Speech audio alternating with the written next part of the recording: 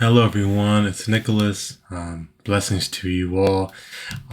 A happy new year to all of us. Although it is the 17th that I am making my first video of the new year, and quite some time. Um, I know that I cannot get distracted, and I know that these videos are for a purpose for me, as well as just the way I spread the word and the gospel of the Lord, our Father, Jesus Christ of Nazareth. And today I wanted to share something that I really have gained and have grasped a very strong understanding of these last couple of, these last past 2 weeks, since the beginning of January, and even through the fast that I had with my church. It was a week-long fast, um, you know, and just everything that I've gained through the wisdom of the Lord. And that's the main thing I want to talk about is wisdom. And in this video, I will be referencing from Proverbs chapter 8, titled The Blessings of Wisdom. And I think that this is something that, if you can take anything from this video, is that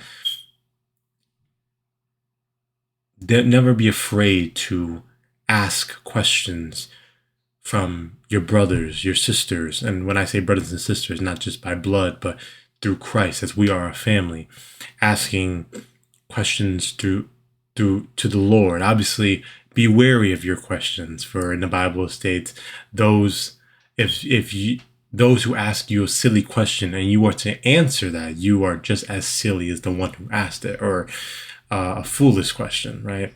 So obviously, kind of never just ask like very obvious or very, simple questions that obviously are, but never be afraid to want wisdom. For I believe, and I'm sorry if my knowledge is very skewed, but I believe it was King Solomon in the Bible, where there was a king. There was a story of a king. The Lord blessed him, and the Lord asked him if there was one thing he wished for, whatever it could be. And he asked him for wisdom, the understanding of right from wrong, so that as a king, he will know the true decision. He can have the wisdom to make the proper decision in life. And as he ruled, so that there will be no wars, there will be no pains, but he will have the wisdom of the Lord. And I think that that's something that even we see throughout even the life of Jesus. As he lived, he always prayed, he always asked questions, he always asked for wisdom. For wisdom has been around since the beginning of time. Wisdom was there. I believe it's in Proverbs. I don't know if it's in Proverbs 8, but wisdom was there even before the earth was with form. Wisdom was there when the Lord was creating everything. He went to wisdom. Wisdom was present when he created the waters and filled the waters. In Proverbs, it says that as where the waters began and where the water ended, wisdom was present. And I think it's important to understand the true value and power, because even in the time, as I tried to fast one time, I tried to do a week fast because I was struggling, some time back with my sin, and I felt like I need to go on a week fast, to really, tell my flesh that you no longer and you will never have authority over me. But I didn't know how to fast. I knew what a fast was to surrender all things of food, surrender all food biblically, to surrender all your food and to live only by water and by the words of the Father. So, and I have my little Bible, so I can read to you the English Standard Version. I do have like my King James, but yeah. But I didn't know what to do. I didn't really understand. And my brother Christopher really gave me a very deep understanding, is that what I was doing wrong was I wasn't I didn't really have a desire or a love or a want to go into his word, right? To read, because if I don't read, if I don't worship, I don't pray, for man cannot live on bread alone, but by the word spoken through the mouth of the Lord, as it says in Matthew.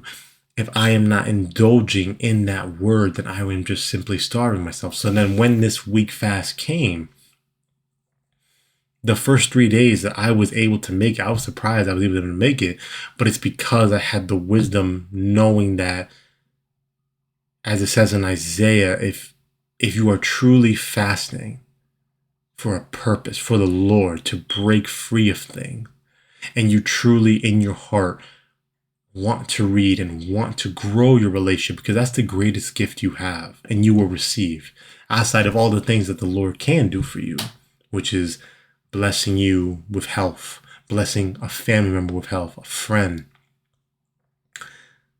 giving you that job, giving you that opportunity, right? All these things that can happen or will happen in due time. But the greatest gift is time with the Lord. And in knowing that and gaining that wisdom that the Lord provided for me, even through reading and through my friend, my beloved brother, I understood in a deeper level that it's when you truly understand that when you are weak, lean on him and he will fulfill you and he will hear you. For he heard me. I thought I was going to have headaches, which, I had a little bit of headaches, but it was more bearable. And I could have made it the full week, but I just felt like, I guess you could say I wussed out. I wasn't fully gangster for the whole week, but even in Proverbs 8, as it states, Proverbs 8 verse 15, we start, by me kings reign and rulers decree what is just. By me princes rule and nobles, all who govern justly. I love those who love me, and those who seek me diligently find me. Riches and honor are with me, enduring wealth and righteousness. My fruit is better than gold, even fine gold, and my yield than choice silver. I walk in the way of righteousness, in the paths of justice, granting an inheritance to those who love me and filling their treasures. The Lord possessed me at the beginning of his work, the first of his acts of old. Ages ago I was set up, at the first, before the beginning of the earth. So we understand and we see that wisdom is so pure. For even in other chapters, it says the more wisdom we gain, as we desire and want to gain wisdom from the Lord, the truth, his truth, the only truth, our lives are extended in many years. And wisdom was there since the beginning. It was created. Ages ago I was set up. Verse 23, at the first, before the beginning of the earth. When there were no depths, I was brought forth. When there were no springs, abounding with water. Before the mountains had been shaped, before the hills, I was brought forth. Before he had made the earth with its fields, or the first of the dusts of the world, when he established the heavens, I was there.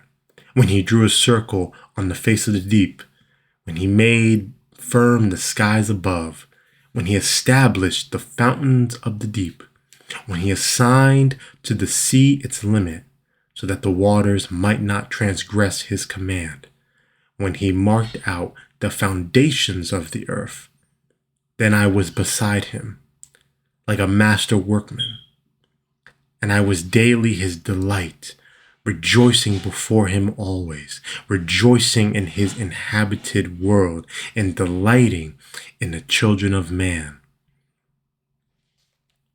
Even the Lord understood and understands and teaches us that the wisdom that when we have wisdom, when we obtain wisdom, everything is simple, everything is easier.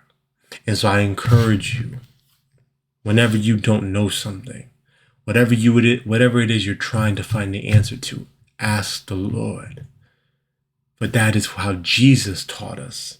Jesus showed us that. Jesus made it, even told Peter, pray lest you fall into temptation, for the wisdom of the Lord in prayer is so powerful. It's so much richer, it's so much graceful.